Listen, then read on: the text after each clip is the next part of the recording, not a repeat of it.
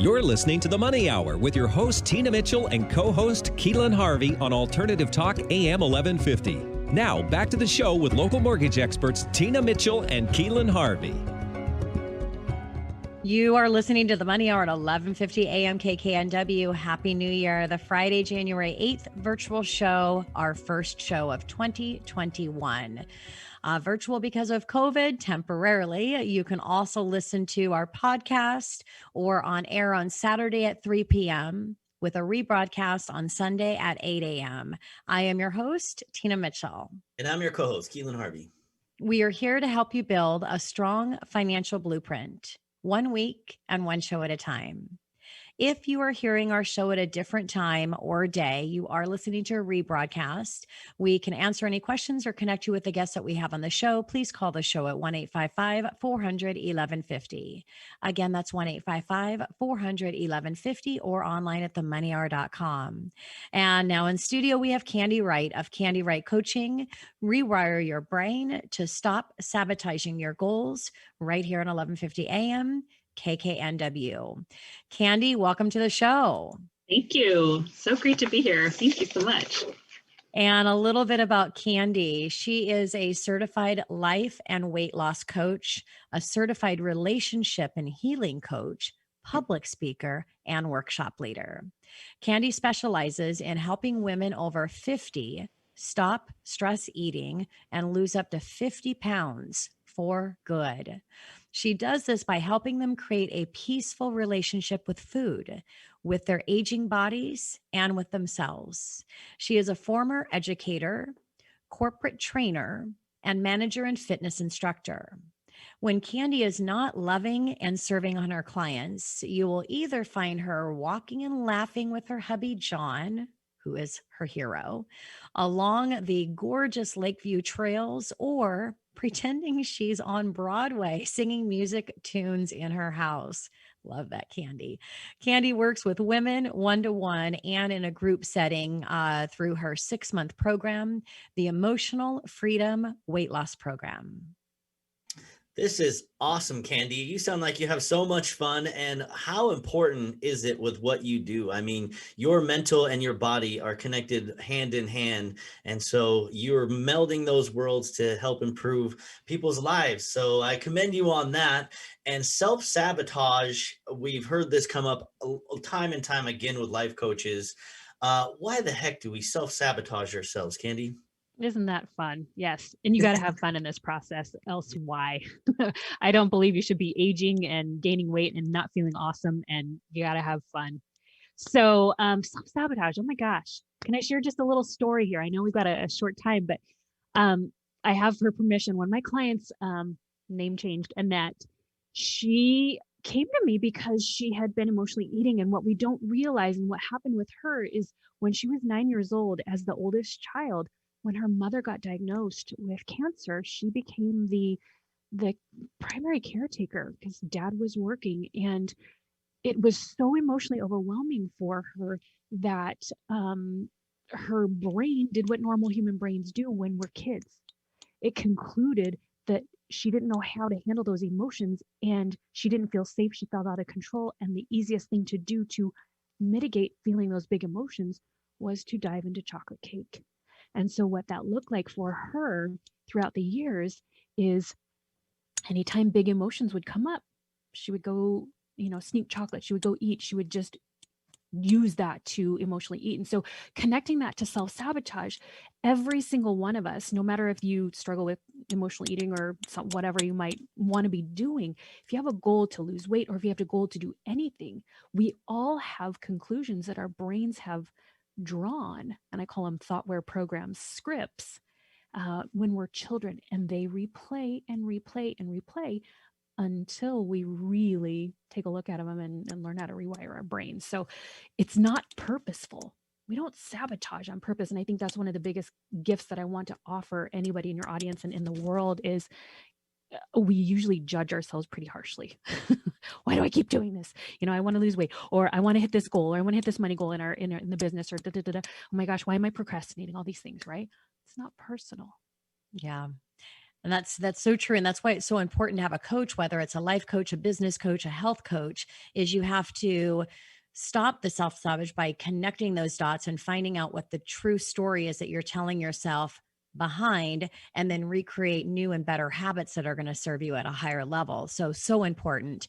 So Candy, can you share how you can stop self-sabotaging your goals? Yeah, absolutely. So 3 things that are so important. Make peace with your brain. Okay. First of all, the brain judges, the brain self-sabotages. I don't even like that title. I don't use it in my practice. I know it speaks to people, but I just call it thoughtware wiring that's just working against our goals, right? So, but you need to understand 3 things. The brain is wired to resist emotion, react to emotion, and avoid emotion when we don't have tools in place to really handle the emotion. So thinking about my client Annette, resisting the emotion, she would just be so mad. That looks like blaming. That looks like, oh no, it's outside of me. I'm resisting it and I don't want it. I shouldn't even be feeling this. I shouldn't even be feeling this. Notice where that might be coming up for anybody who's listening, right? Then reacting to the emotion. It's like letting the emotion out on somebody. So she'd blame her family for eating foods with that she didn't know she didn't want it to be eating.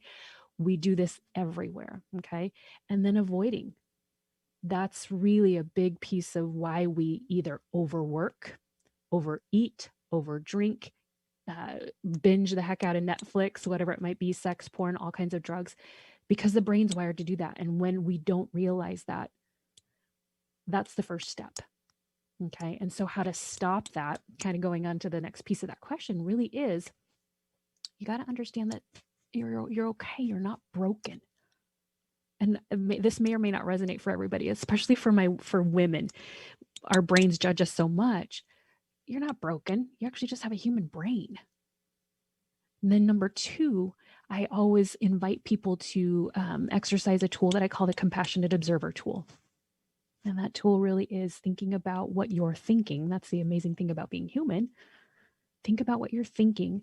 And if you were speaking to a small child, say Annette when she was 9 years old, and that's what I did with her, I helped her really kind of connect to that little girl inside of her and say, what did she really need to hear? And then talk to yourself that way instead of the judgy thoughts that are on autopilot, right? And when you do that, that actually calms the fight-flight system and allows you to connect to your prefrontal cortex and make a different choice. And what I love to lay out for people is really understanding when we're making a decision to create a goal, the brain resists, reacts, and avoids. And then you might make the decision but then it'll procrastinate, and then it'll judge, and then it'll shame, and then you might think about implementing, and then it'll resist and react and avoid, and then you'll compare yourself to other people. And there's just so much noise in the head when that resist, react, and avoid isn't managed, right? So how could you hit a goal? How could you without much noise in your head? Does that make sense?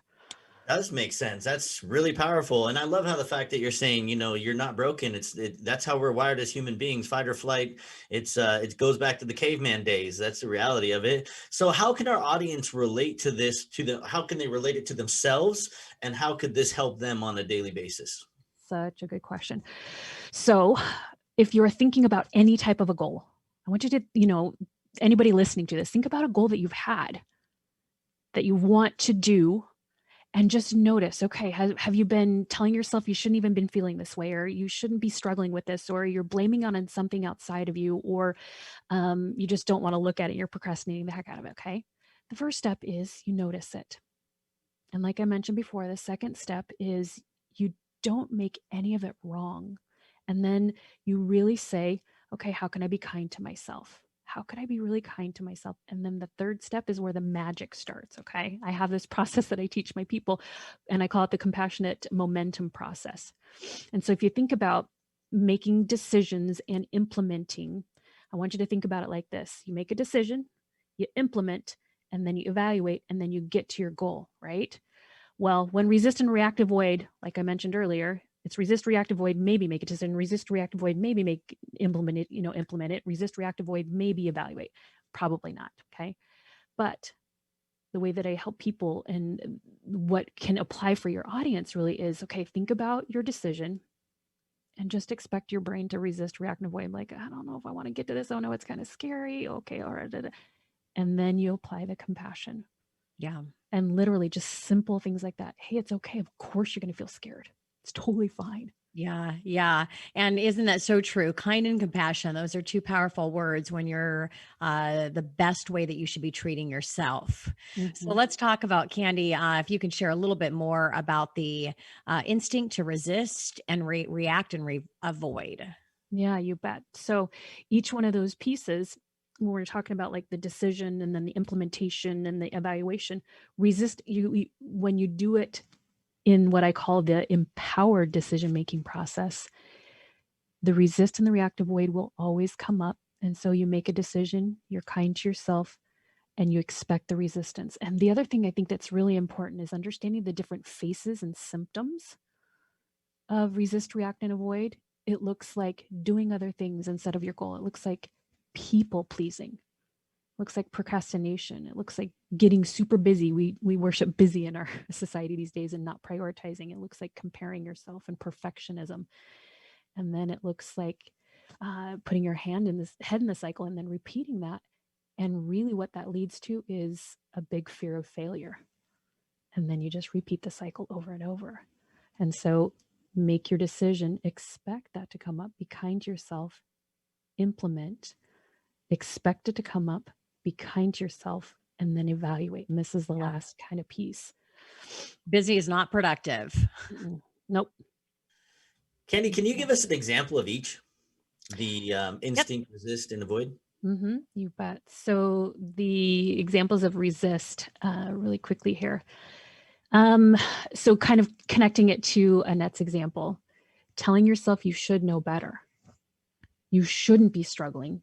You should be able to hit this goal and you shouldn't be procrastinating and all the shoulds. So the resist is all the shoulds. That's kind of like that flight emotion. I shouldn't, and I'm going to. And then the react emotion is really getting the emotion out on people. It's the blaming, feeling angry, feeling upset, feeling indignant or entitled or blaming or rebelling or revolting, all of those things.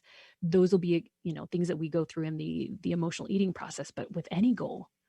And then really quickly, the avoiding is doing all those actions that I mentioned earlier, any of those actions, the overeating, the overworking, and I think that's a big one for especially people when we have businesses is the overworking. We can get really caught into that people pleasing, video games with our kids. So hopefully that just helps people really understand a little bit more. Like if you see somebody doing that, you notice yourself doing that, you're like, okay, there's just an emotion going on here that feels big.